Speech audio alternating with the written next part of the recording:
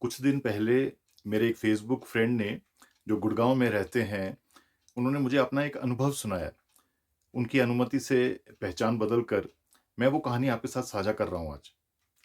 कुछ साल पहले जब उनका यानी सुमित जी का बेटा 10th क्लास में था, तो घर में डिस्कशंस होने लगी कि प्लस 2 के बाद क्या करना है। उनके बेटे की इच्छा थी कि वो किसी फ़ॉरेन की यूनिवर्सिटी से ग्रेजुएशन करें। जान-पहचान में कई बच्चे कनाडा में पढ़ने गए थे। सुमित के मन में एक बात आई। उन्होंने वाइफ से बोला कि वो सुनी-सुनाई कहानियों के बेस पर डिसाइड नहीं करेंगे, बच्चे को ऐसे ही नहीं भेजेंगे कनाडा। उनके पास अभी टाइम था, वो खुद कनाडा जाकर चेक करेंगे, फर्स्ट हैंड इन्फॉर्मेशन लेंगे, ग्राउंड ज़ीरो माहौल देखेंगे। सुमित का एक करीबी दोस्त था कनाडा में, प्रदीप, जो सालों से कह रहा था सुमित को कि भाई कभी आ मेरे पास। ये याद आते ही सुमित ने प्रदीप को कॉल किया और बताया कि वो क्या सोच रहा था। प्रदीप बोला, "बहुत बढ़िया प्लान है यार, कब आ रहा है?" सुमित बोला, "अभी सोचा नहीं, अगले कुछ महीने में प्लान करता हूँ।" इस पर प्रदीप बोला, "कोई बात नहीं, जब मर्ज़ी आ, पर एक शर्त है, मेरे पास रहना, वरना मैं नाराज़ हो जाऊँगा।" ये सुनकर सुमित को बहुत अच्छा लगा। बोला, "done, I will stay with you." अगले हफ्ते सुमित ने वीज़ा के लिए अप्लाई कर दिया। करीब डेढ़ 2 महीने में वीज़ा आ गया और सुमित ने 10 दिन बाद की टिकटें बुक करवा दी और प्रदीप को व्हाट्सएप कर दिया कि वो फलाँ-फलाँ तारीख को आ रहा है। प्रदीप का ओके जवाब आ गया। तय दिन सुमित ने फ्लाइट ली और 17-18 घंटे सफ़र करके टोरंटो में लैंड हुआ। वहाँ उसने अराइवल्स के बाहर ढूँढा, तो उसका दोस्त कहीं दिखाई नहीं दिया। देर दोपहर का वक़्त था, तो समझ गया प्रदीप ऑफ़िस में होगा। उसने फ़ोन मिलाया पर प्रदीप ने उठाया नहीं। शायद मीटिंग में होगा, सुमित ने सोचा। उसके पास प्रदीप के घर का एड्रेस था, सो उसने टैक्सी ली और वहाँ पहुँच गया। वहाँ जाकर उसने बेल बजाई, दरवाज़ा खुला, तो सामने प्रदीप की मदर थी। सुमित ने उनको प्रणाम किया और प्रदीप के बारे में पूछा। प्रदीप की मदर बोली, "वो तो ऑफ़िस में है, आप कौन?" वो बोला, "मैं सुमित, प्रदीप का दोस्त, इंडिया से। उसको बताया था कि मैं आज आ रहा हूँ। उसने कहा था कि मेरे साथ ही रुकना।" इस पर प्रदीप की माँ बिना किसी एक्सप्रेशन के बोलीं, "उसने तो नहीं बताया।" सुमित थोड़ा सरप्राइज़्ड हो गया। उसने फ़ोन निकाला और प्रदीप को फिर मिलाया। इस बार भी उसने नहीं उठाया। अभी तक वो दरवाज़े पर ही खड़ा था। प्रदीप की माँ सुमित से बोली, "आप चाय पीने के लिए रुकेंगे?" ये सुनकर सुमित हिल गया। बोला, "नहीं आंटी, फिर कभी, थैंक यू।" ये कहकर उसने अपना सूटकेस उठाया, मुड़ा और हक्का-बक्का सड़क पर चलने लगा।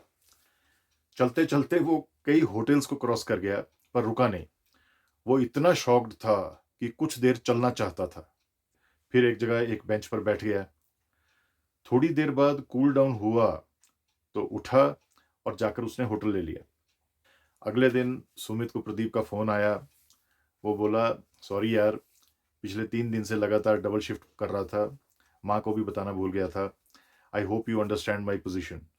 सुमित बोला, "no issues dear, I understand." कुछ टेंस खामोशी के बाद दोनों ने फ़ोन रख दिए। सुमित वहाँ कुछ दिन रहा। वहाँ के कॉलेज यूनिवर्सिटीज़ उसने देखे, सर्वे किया। उसने नोट किया कि वहाँ अच्छे और साधारण हर तरह के कॉलेज थे, जिनमें इंडियंस बहुत भारी तादाद में थे। हर तरफ चकाचौंध थी, पर हर जगह चिरागों तले अंधेरा था। टोरंटो के बाद सुमित फ्लाइट लेकर एडमंटन गया। वहाँ का भी सारा हाल देखा, सुना। सुमित ने नोट किया कि बहुत से बच्चे फ्री बैठे रहते थे, किसी लंबे इंतज़ार में, और जो जॉब में बिज़ी थे, वो बहुत ही बिज़ी थे। घंटों के हिसाब से खर्च का पैसा जुटाने की रेस में उनके पास अपने लिए 1 मिनट भी नहीं था। ऐसा लगता था कि जैसे कोई अनजान प्रेशर बहुत कम उम्र में उनकी यूथफुलनेस को निगल गया। कनाडा में उसको 3 कनाडा दिखाई दिए।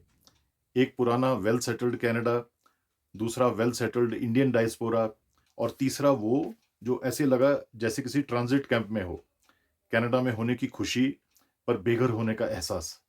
फाइनेंशियल स्ट्रेस में उलझे, छोटी-मोटी नौकरियों के लिए भटकते, सख्त होते इमिग्रेशन रूल्स में फँसे। वो तीसरा कनाडा बेसमेंट्स में छिपा था, पढ़ाई और पार्ट टाइम नौकरियों के बीच झूलता। पहले से सेटल्ड लोग भी बीते सालों में इन बच्चों की मदद करते-करते थक गए थे। अब वो भी अपना हाथ खींचने लगे थे। कुछ दिन वहाँ और रहकर सुमित इंडिया वापस लौट आया और आकर वाइफ और बेटे को सब कुछ बता दिया, जैसा देखा। ही सेड, हो सकता है रियलिटी मुझसे छुप गई हो, पर मैंने जो देखा, महसूस किया, वो ये है। बोला, अब आगे क्या? ऑस्ट्रेलिया, यूके, यूएस की सोचें। वाइफ, बेटा कुछ नहीं बोले, सोच में पड़ गए। कुछ देर की खामोशी के बाद सुमित बोला, बेटा, जाओ या ना जाओ, फैसला तुम्हारा है। लेकिन याद रखना, अगर कभी भी लौटना पड़े, तो ये मत सोचना कि माँ-बाप क्या कहेंगे। इसे हार मत समझना, तजुर्बा समझना। ये भी मत सोचना कि लोग क्या कहेंगे। लोग 4 दिन बातें करेंगे, 5वें दिन किसी और की बात करने लगेंगे। याद रखना, तुम्हारा अपना देश भी है, जो जैसा भी है, तुम्हें निकालेगा नहीं। यहाँ तुम्हारे लिए दरवाज़ा हमेशा खुला रहेगा। यहाँ तुम्हारा अपना पूरा घर है, सिर्फ बेसमेंट नहीं। और ये नसीहत सिर्फ सुमित के बेटे के लिए नहीं है, ये उन सभी बच्चों के लिए है जो भारत से बाहर गए हैं, स्ट्रगल कर रहे हैं। Thank you so much for your time. God bless you.